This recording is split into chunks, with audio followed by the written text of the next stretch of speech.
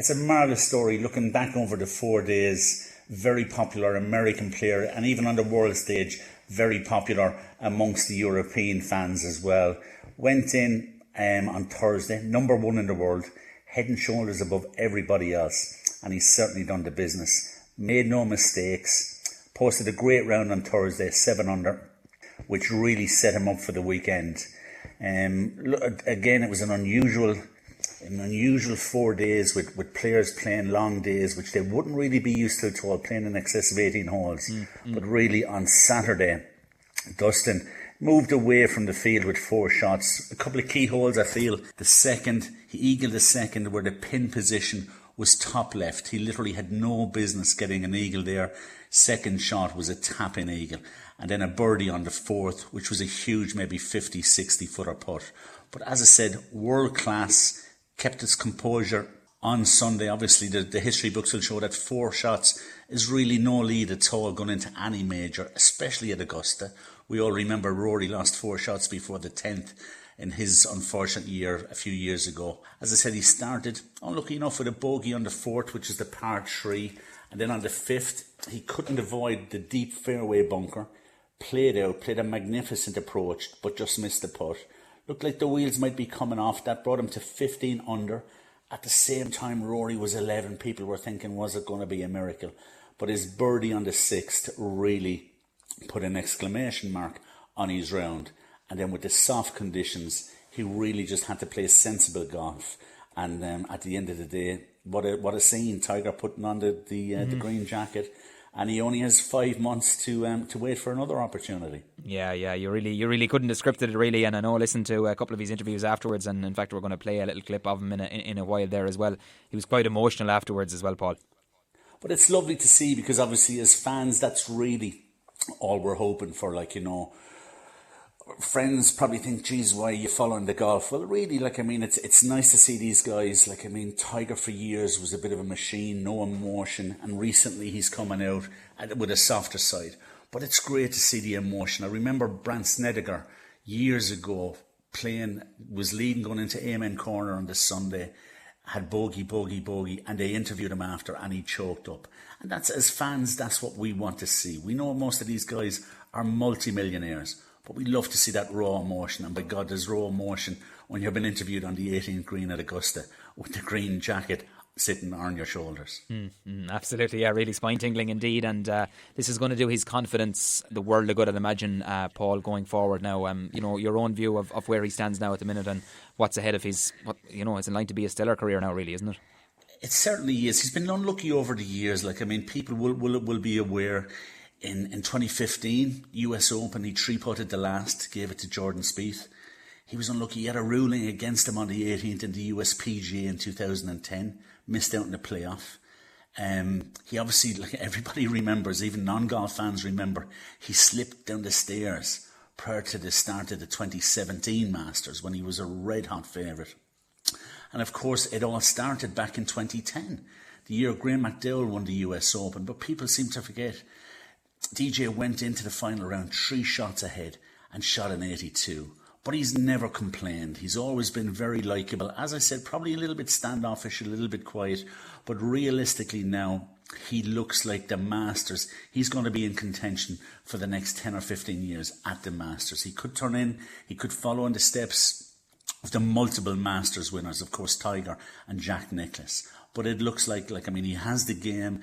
The Augusta, he'll have no fear of Augusta. Strangely enough, I didn't realise he's actually a local lad. He lives in South Carolina, which is less than 100 miles from Augusta. So obviously, I think looking forward now, he has the game. He'll certainly be in contention for the Masters for the foreseeable future. And of course, he's done the business at the US Open style course as well. So a huge future. He's 36, but certainly another 10 years where he's going to be on the leaderboard come Sunday afternoons.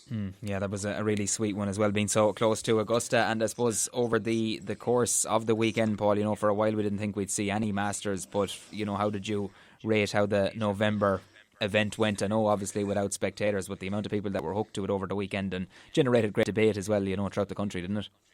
It did indeed. I was a little bit concerned prior to the Masters that would the winner have an asterisk beside his name with the conditions? And I suppose, having slept on it, there's no real need for that. He's a genuine winner.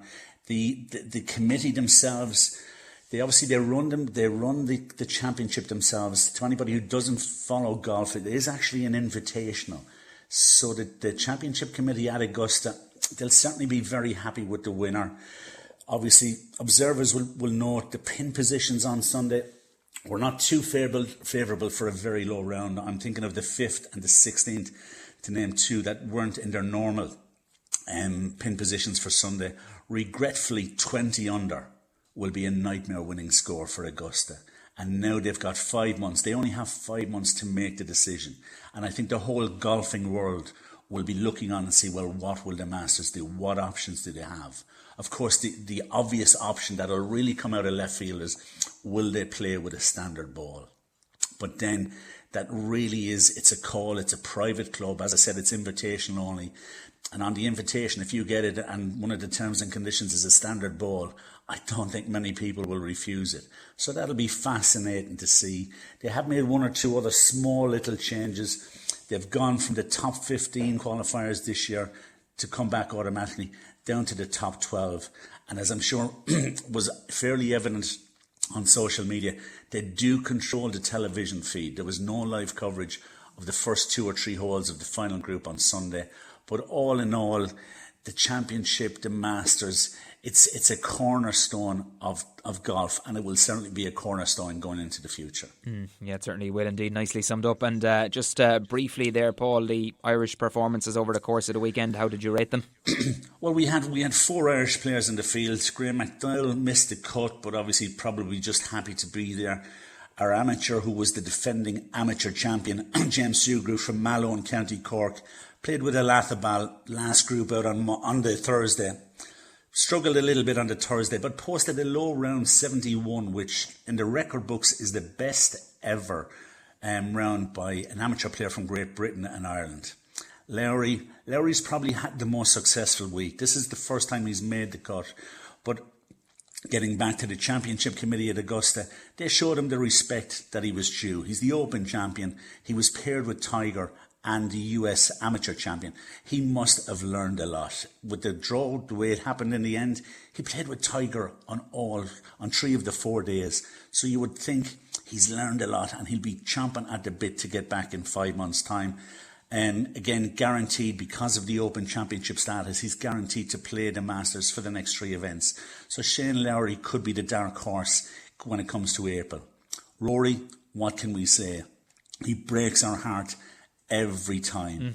Literally just couldn't get out of the blocks on Thursday and then started playing for fun. He almost gave a clinic on Friday, Saturday and Sunday. I was surprised to hear in an off-the-cuff remark to Sky Sports that over the years he would tend to lose maybe 10 and 11 pounds with stress and anxiety prior to the Grand Slam. Again, as golf fans, we realise a win, if he goes on and wins the Grand Slam, that puts him up there with Ronnie Delaney. Probably one of the greatest sporting stories of all time. Again, one or two positives. His putter was on fire for the 4 days, which is normally his Achilles heel. But again, he'll be one of the guys really looking forward to the short layover of 5 months for the next opportunity in early April.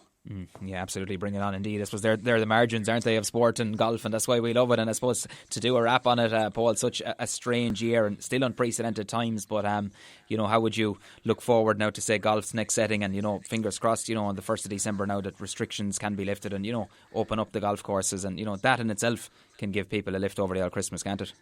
It absolutely can, especially for the club golfer. Obviously, the new handicap system was introduced 2 weeks ago. They will all have been glued to the golf over the weekend.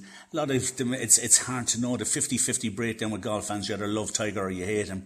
But after Sunday's performance, Tiger is still going to be a threat at Augusta for the next few years. His last 6 holes, having recorded a 10 on a par 3 on the 12th, that'll go down in folklore. For the next 6 holes, he birdied 5 of them. The bar is set, however, with, again, judging by DJ's interview, the bar is set. There's no secret to playing at the highest level. It's down to hard work. So the kids, the teenagers, the guys in their early 20s thinking, look, would love a career, I think I'm good enough. There's no secret. It's hard work. Here in Ireland, big news in the new year, of course, the Irish Ladies Golf Union and the Golfing Union of Ireland cease to exist, and the whole golfing operation will be taken over by the new golf body, Golf Ireland. Huge decisions for them to make, specifically as we're talking about the Masters, in relation to developing golfers. Irish golf at the moment, we're at a low ebb. Apart from our marquee players, no one really on the European Tour, and we're even struggling now on the Challenge Tour. So really a huge 12 months, but I suppose at the end of the day, a lot of our listeners will be just looking to see if we can pick up a handy Christmas hamper in a 14-hole stroke play over the next few weeks in December. And hopefully the weather just holds, and it'll be great to get back out into the course. Yeah, fingers crossed indeed. A nice note to end on. Paul O Neill, expert analysis as always. Great to get your views. Matty, thanks for taking the call. Mind yourself. A pleasure. Good evening to you.